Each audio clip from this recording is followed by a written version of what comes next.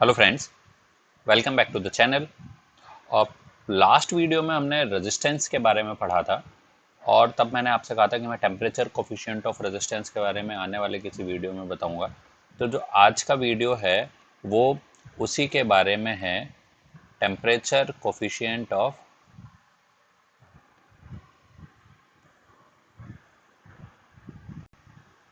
Resistance.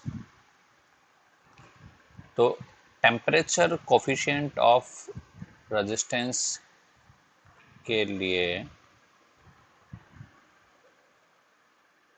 इसको, जो हमने पिछले वीडियो में भी बताया था कि इसको हम अल्फ़ा से डिनोट करते हैं और कंसिडर करते हैं हम यहाँ पे लेट दो रेजिस्टेंस लेते हैं। सपोज एक है आर नॉट है resistance at 0 degree centigrade and दूसरा है आर टी, ये है रेजिस्टेंस एट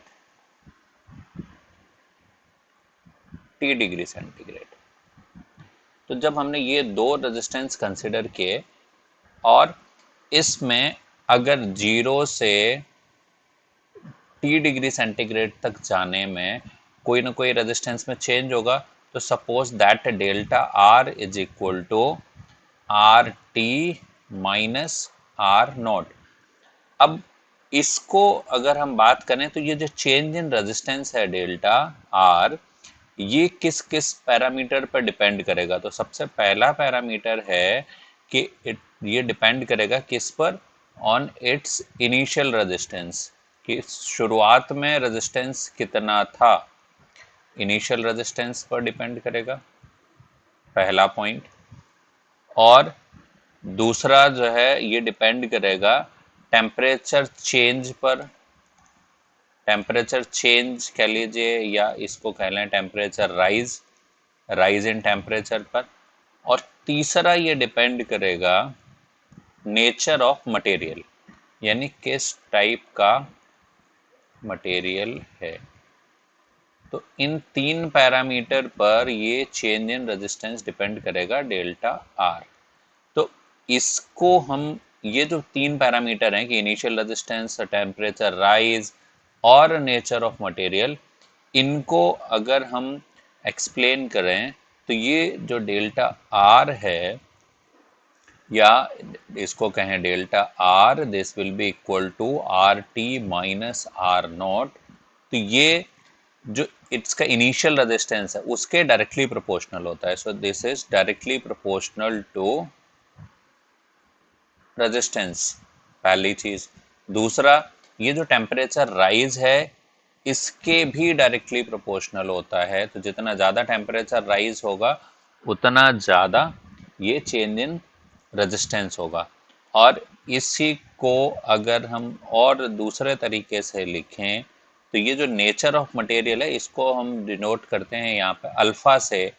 तो R T minus R naught, this will be equal to alpha into R into T. ये आर जो है ना, आर भी अगर हम इसको बात करते हैं इनिशियल रेजिस्टेंस, तो इनिशियल रेजिस्टेंस हमारा यहाँ पर कितना था, हमने कंसिडर किया था आर नॉट। तो this will be equal to alpha into R naught into T. तो अगर इसी को जो है ना, ये जो अल्फा है, this alpha is temperature coefficient of resistance, temperature coefficient of resistance. और ये डिपेंड करता है किस, जो है कि किस टाइप का मटेरियल है।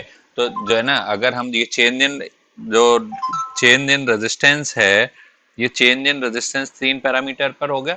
पहला इनिशियल रेजिस्टेंस आर नॉट, दूसरा चेंज इन टेम्परेचर और तीसरा nature of material. So R T minus R naught will be equal to alpha into R naught into T. अगर इसी को हम सिंप्लीफाई करें तो सिंप्लीफाई करने के लिए this alpha will be equal to R T minus R naught upon R naught into T और delta R upon R naught into T. तो इससे अगर हम देखें कि अल्फा को अगर हम डिफाइन करना चाहें तो ये टेम्परेचर कोफिशिएंट को अगर हम डिफाइन करना चाहें तो ये टेम्परेचर कोफिशिएंट क्या होगा, ये alpha will be equal to delta R अगर हम रेजिस्टेंस के वैल्यू इनिशियल रेजिस्टेंस 1 ओम हो और चेंज इन टेम्परेचर अगर 1 डिग्री सेंटीग्रेड हो। अगर R naught, if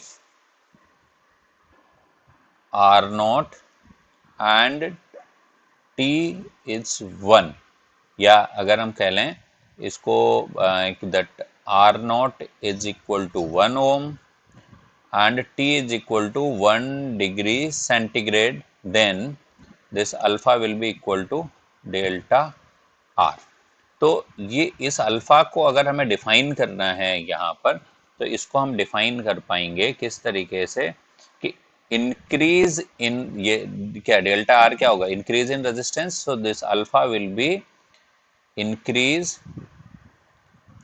in resistance. कब?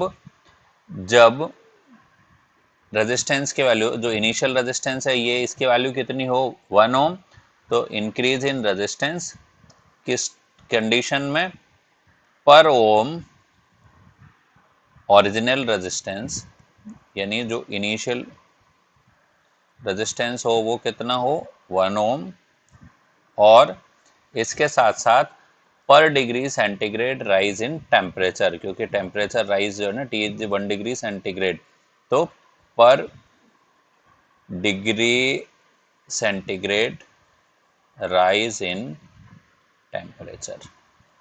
तो यहाँ हमने इस अल्फा को और ये टेम्परेचर कोफिशिएंट को डिफाइन कर लिया कि ये अल्फा क्या है। और अब इसी को जो है यहाँ पे ये जो इक्वेशन हमने यहाँ कंसिडर किया था, तो जो हमने पिछले वीडियो में रेजिस्टेंस के लिए एक इक्वेशन लिखा था वो इस यहाँ से डिराइव होगा, इस इक्वेशन से। वो क्या हो जाएगा, that resistance at T degree centigrade will be equal to initial resistance then 1 plus alpha into T, 1 plus alpha into T. तो ये हो गया resistance at T degree centigrade. यानी अब ये दोनों के लिए वैलिड है, ये जो है ना, ये जो आर टी है, this equation is valid for both cases, यानी चाहे टेम्परेचर राइज हो चाहे टेम्परेचर फॉल हो, दोनों के लिए ये इक्वेशन वैलिड है। और जो नेचर ऑफ मटेरियल है उस पर डिपेंड करेगा कि ये अल्फा पॉजिटिव है या नेगेटिव है, एंड जो अल्फा पॉजिटिव होगा या नेगेटिव होगा उस पर ये डिपेंड करेगा कि टेम्परेचर राइज के साथ साथ रेजिस्टेंस इंक्रीज होगा या रेजिस्टेंस डिक्रीज होगा। तो आई थिंक ये जो टेम्परेचर कोफिशिएंट ऑफ रेजिस्टेंस वाला कॉन्सेप्ट था ये आपको समझ में आ गया होगा। इसी तरीके के और वीडियोस के लिए आपको चैनल से जुड़े रहना है, और चैनल से जुड़ने के लिए आपको पता है कि चैनल को सब्सक्राइब करना है, और सब्सक्राइब करने के बाद घंटी बजाना बिल्कुल मत भूलिए, क्योंकि जब तक आप घंटी नहीं बजाएंगे तब तक आपके पास लेटेस्ट वीडियो का नोटिफिकेशन नहीं पहुंचेगा। वीडियो कैसा लगा इसके बारे में कमेंट बॉक्स में कमेंट कीजिए। कोई किसी पर्टिकुलर टॉपिक का वीडियो चाहते हैं उसके बारे में भी आप कमेंट बॉक्स में कमेंट कर सकते हैं। मिलते हैं नेक्स्ट वीडियो में, तब तक के लिए bye bye, thanks for watching.